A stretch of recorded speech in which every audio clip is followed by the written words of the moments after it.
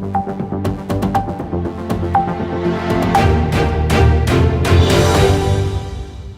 को प्यार, बड़ों को प्रणाम, नमस्कार, सत श्री अकाल, आदाब. This is Navneet Anand from Voice Ajkal, Australia. Today we would be talking to Celina Jaitly in Austria. Celina, welcome to the show. Thank you. We are so happy to see you back in the movies. And your film, The Season Greetings, is doing wonderfully, very well globally. How does it feel? I would like to term it in another way. I think it is a new debut for me, the debut of Celina the actor and not Celina Jaitly the beauty queen.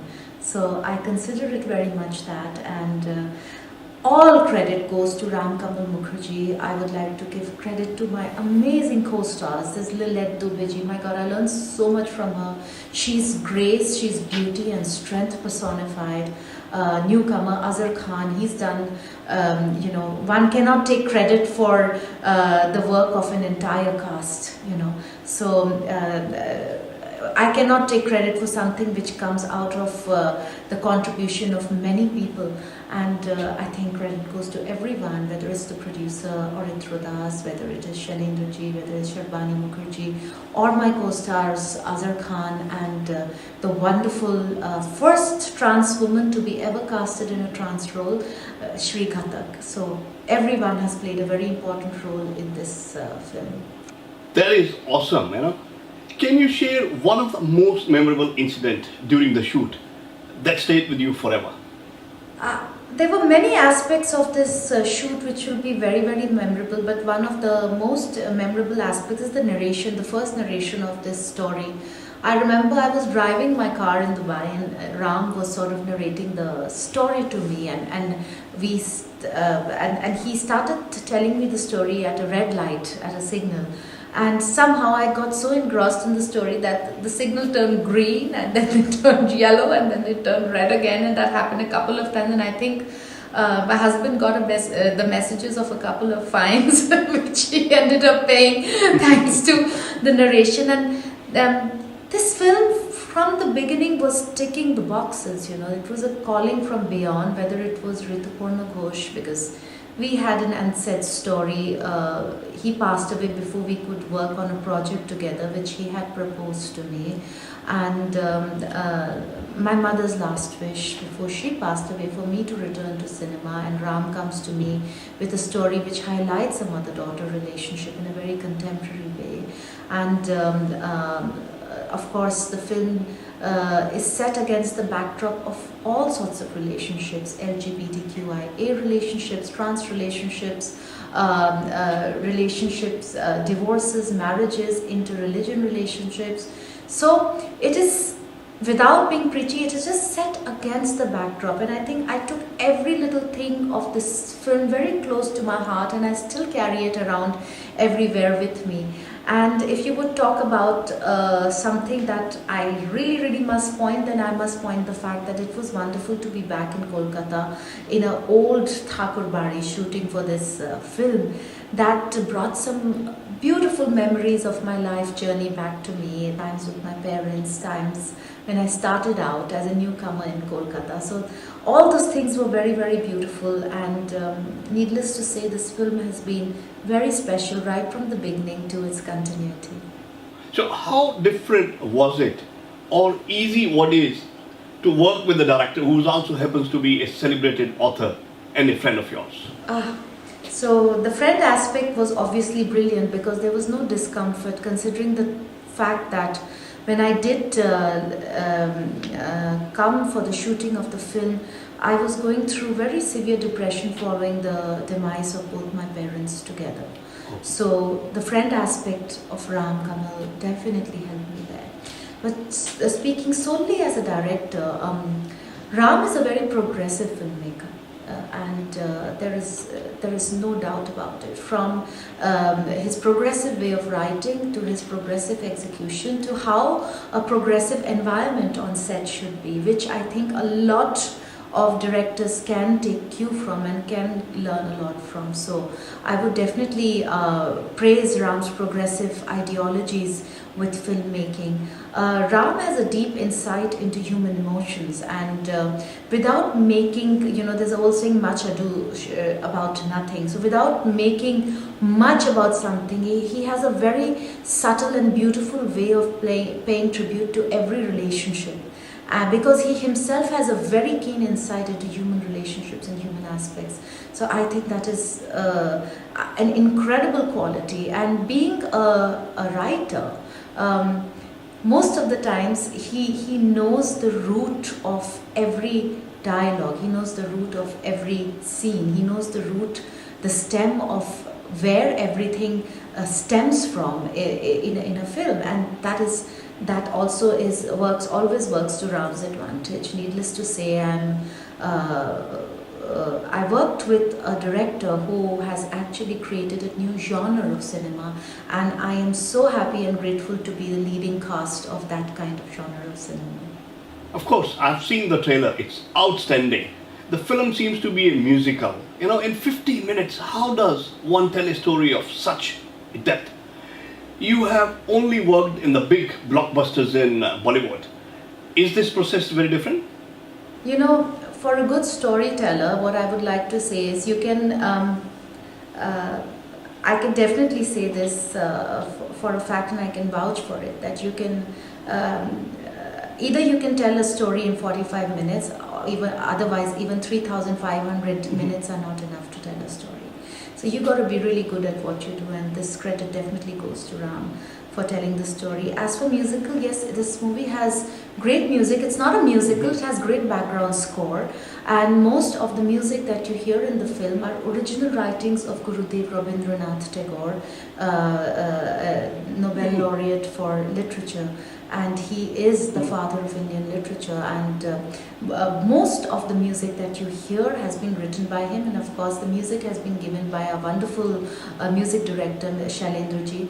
I worked with Shailendra as a music director even in my second film, Khel, and we have a wonderful relationship also musically, which goes back many years, and he has a beautiful sense of music and makes very, very melodious music.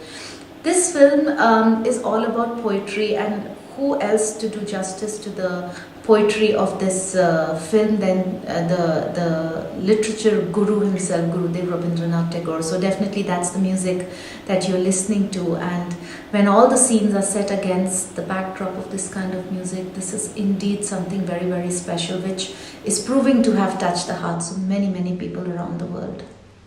That's an interesting observation.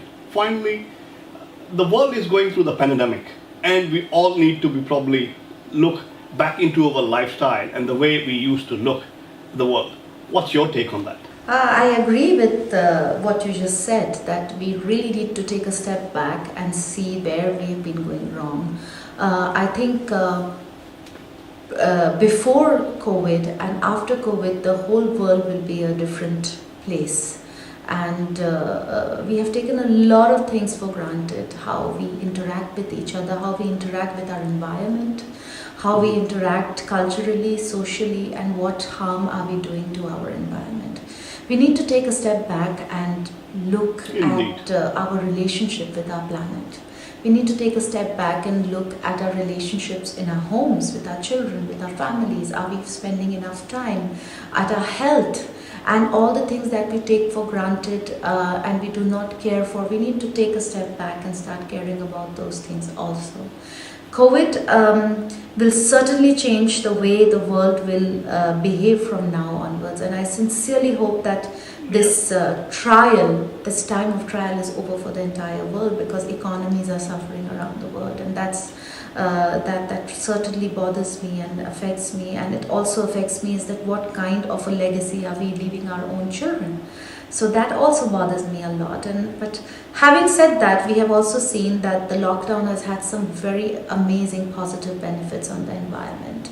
Most of the countries are declaring a pollution-free atmosphere, which has not been seen even for the last 60, 70 years, which is more than half a century. It's a long time. So this is a big eye-opener for us that if we have a clean environment, if we have a good environment, it's easier to have immunities which are capable of fighting pandemics like this. That certainly bothers me and affects me, and it also affects me is that what kind of a legacy are we leaving our own children? So that also bothers me a lot. But having said that, we have also seen that the lockdown has had some very amazing positive benefits on the environment.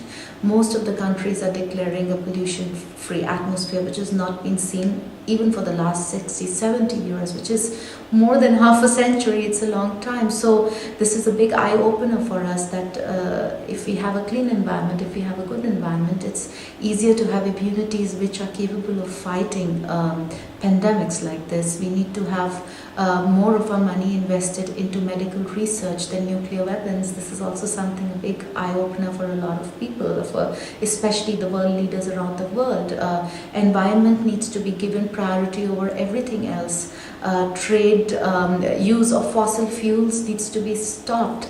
So there are so many things which COVID has awakened, and also the fact that when our environment gets cleaner, gets fresher, we also see how Mother Nature starts embracing the planet in her own beautiful way, from goats taking over houses in Europe to penguins walking the streets of Cape Town. So it's all been to kangaroos roaming the streets of Australia. I think that's very, very beautiful. COVID has been a great time for us as a family also to go through a lot of introspection. We've spent a lot of time with the kids, which we always do, but this was a little bit more, and we are so grateful for it. Me and my husband also had a lot of me time together. We also took a pause and reflected upon a lot of decisions that we must take in the future for ourselves, our family, and our goals and ambitions as entrepreneurs and future leaders of the world. So definitely that is there. And what I would like to advise everyone during this time is that do not treat this lockdown as a negative phase in your life. This is the time to pick up that book and read it, which you've been putting off for a very long time. If you've been always complaining about not being able to follow your hobby, well, now is the time to do it. You've been always wanting to, go and garden. Now is the time to do it. So take this as a blessing and make maximum use of this time, hoping the fact that this time never comes again. In fact, when Ram and I were shooting this film in Kolkata, we had no idea that we are going to be releasing this movie at a time when the world is going to be under a global lockdown because of a viral pandemic. It wasn't even the last thought on our minds, So definitely what I would like to say is we can take either the negatives away from it, or we can take away the great positives from it. And I would advise all my fans to take the positives away from it, and we try to implement that daily in our lives. So true, Celina.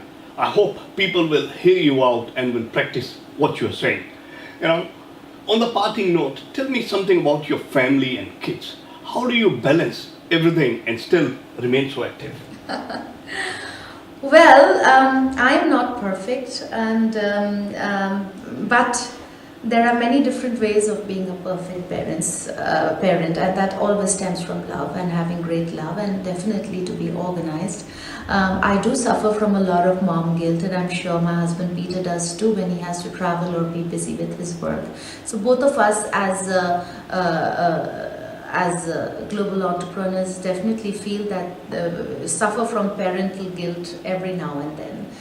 Having said that, we are blessed with a set of twins, Winston and Viraj, who are 8 years old, and we have a 2-year-old little one as well, Arthur.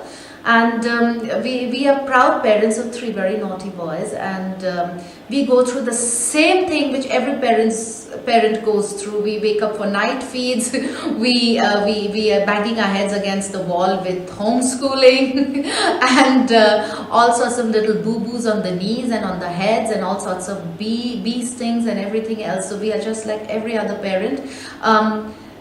managing work and children is always about teamwork, and it is very important for husband and wife, for both partners, to work together and give each other the opportunity to grow in their careers. So I'm very grateful to my husband for that, and we always try to support each other at all given. That's what for us marriage has always been, that right from the beginning, not just children but in every other aspect of our lives. And I think it's very important for us to take 50% responsibility for everything, for every responsibility which comes out of a relationship that we call marriage. COVID has been a great opportunity for us to reborn and do a lot of stuff which we wouldn't have thought of doing before, and I'm very grateful that we get to do these things with our family. And I am extremely grateful for my family, and having lost my parents, I realized even deeper meaning of what family and what growing up in a loving environment is all about.